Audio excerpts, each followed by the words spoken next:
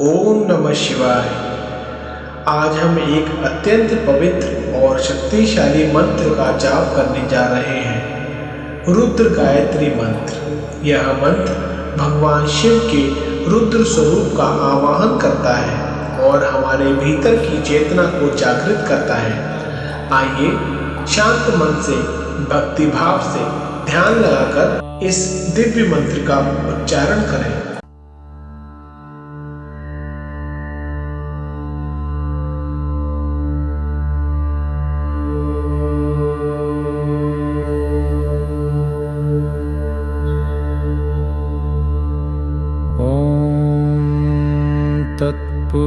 तत्पुरुषाय विद्महे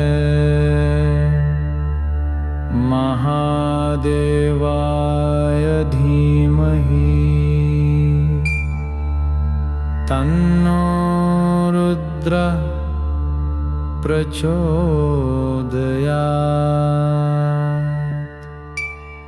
ॐ तत्पुरुषाय विद्महे महादेवाय धीमहि तन्नो रुद्रः प्रचोदयात्। ॐ तत्पुरुषाय विद्महे महादेवाय धीमहि तन्नो रुद्रः प्रचोदयात्।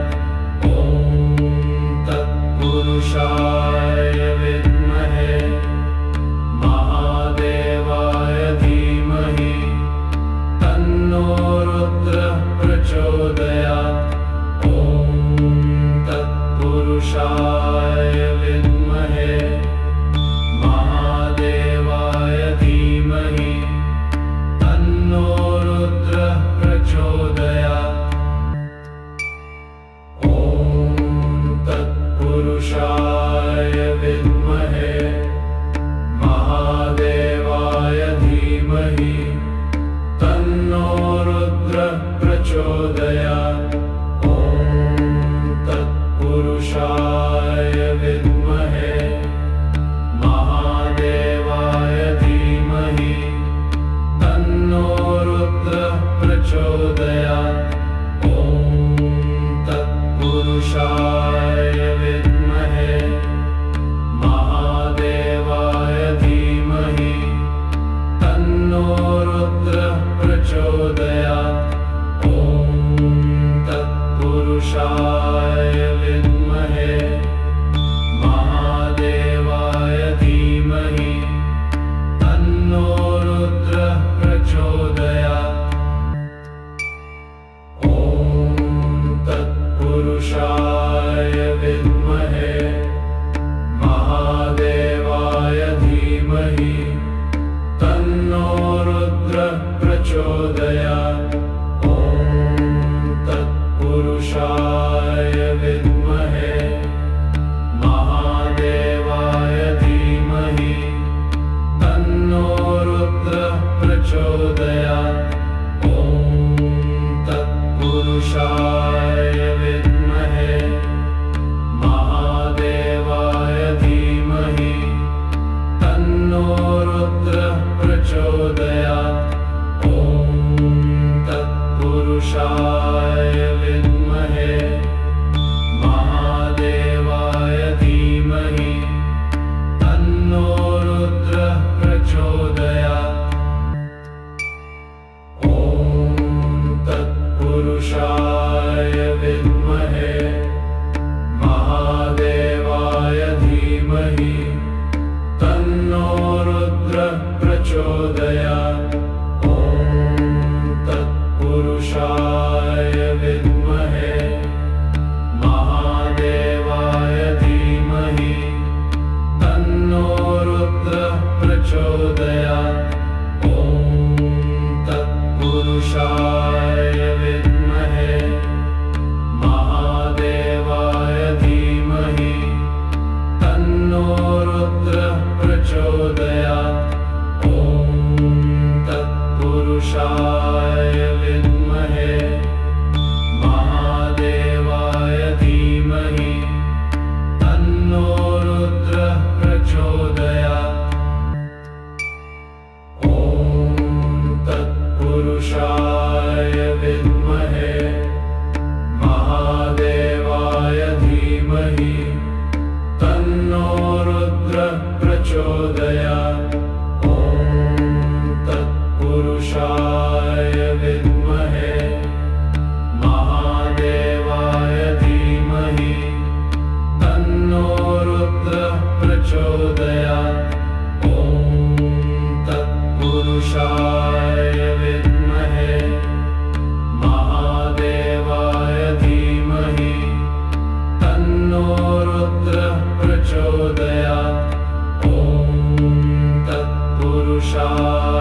विद्महे महादेवाय धीमहि तन्नो रुद्रः प्रचोदयात्। ॐ तत्पुरुषाय विद्महे महादेवाय धीमहि तन्नो रुद्रः प्रचोदयात्।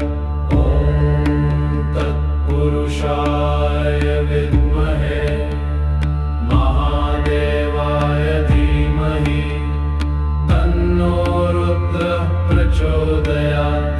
ॐ तत्पुरुषाय विद्महे महादेवाय धीमहि तन्नो रुद्रः प्रचोदयात्।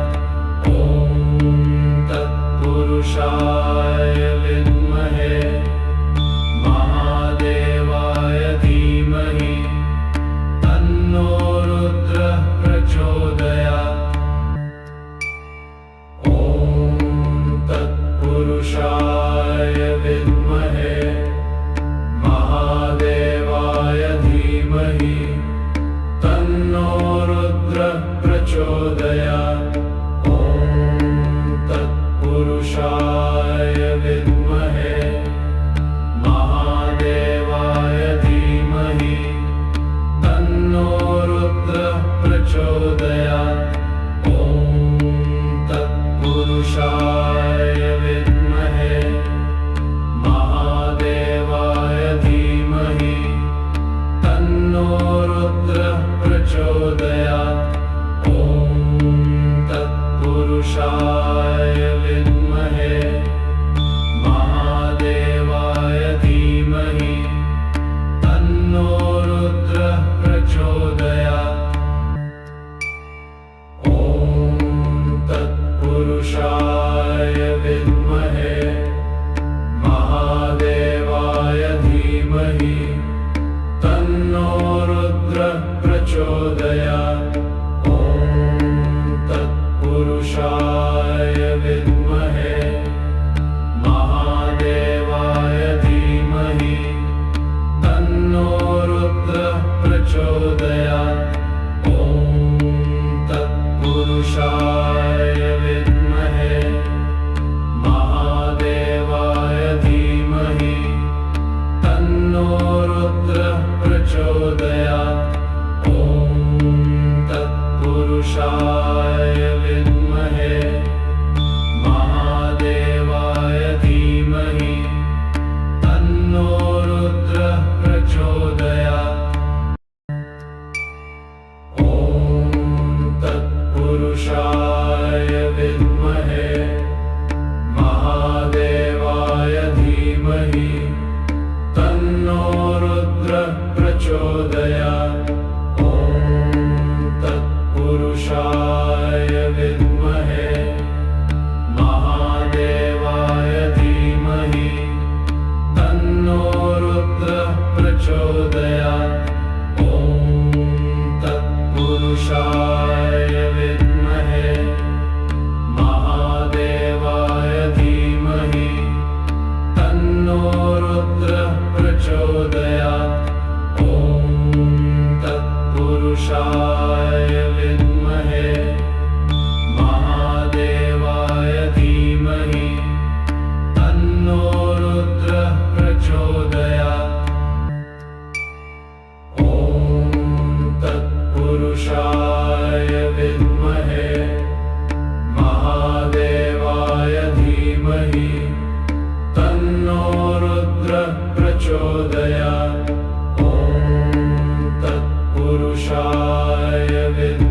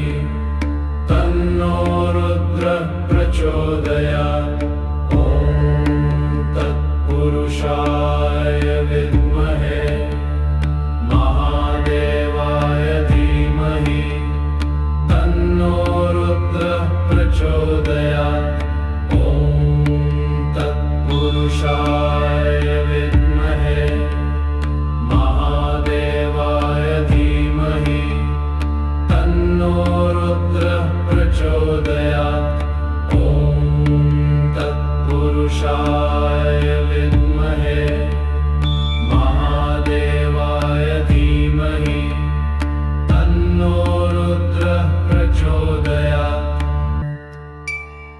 ॐ तत्पुरुषाय विद्महे महादेवाय धीमहि तन्नो रुद्रः प्रचोदयात्।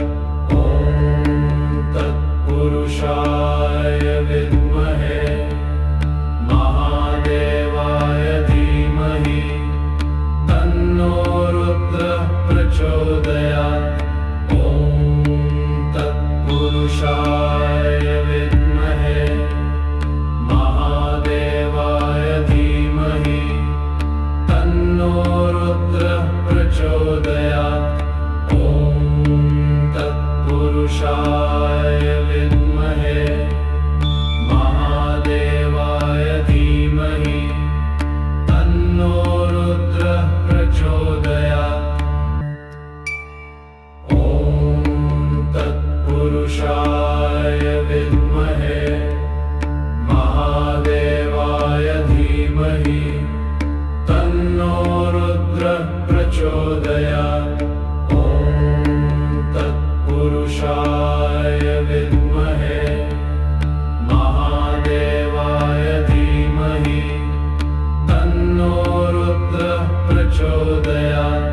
ॐ तत्पुरुषाय विद्महे महादेवाय धीमहि तन्नो रुद्रः प्रचोदयात्। ॐ तत्पुरुषाय विद्महे महादेवाय धीमहि तन्नो रुद्रः प्रचोदयात्। ॐ तत्पुरुषाय विद्महे महादेवाय धीमहि तन्नो रुद्रः प्रचोदयात्। ॐ तत्पुरुषाय विद्महे महादेवाय धीमहि तन्नो रुद्रः प्रचोदयात्। ॐ तत्पुरुषाय विद्महे महादेवाय धीमहि तन्नो रुद्रः प्रचोदयात्। ॐ तत्पुरुषाय विद्महे महादेवाय धीमहि तन्नो रुद्रः प्रचोदयात्। ॐ तत्पुरुषाय विद्महे महादेवाय धीमहि तन्नो रुद्रः प्रचोदयात्। ॐ तत्पुरुषाय विद्महे महादेवाय धीमहि तन्नो रुद्रः प्रचोदयात्। ॐ तत्पुरुषाय विद्महे महादेवाय धीमहि तन्नो रुद्रः प्रचोदयात्। ॐ तत्पुरुषाय विद्महे महादेवाय धीमहि तन्नो रुद्रः प्रचोदयात्। ॐ तत्पुरुषाय विद्महे महादेवाय धीमहि तन्नो रुद्रः प्रचोदयात्। ॐ तत्पुरुषाय विद्महे महादेवाय धीमहि तन्नो रुद्रः प्रचोदयात्। ॐ तत्पुरुषाय विद्महे महादेवाय धीमहि तन्नो रुद्रः प्रचोदयात्। ॐ तत्पुरुषाय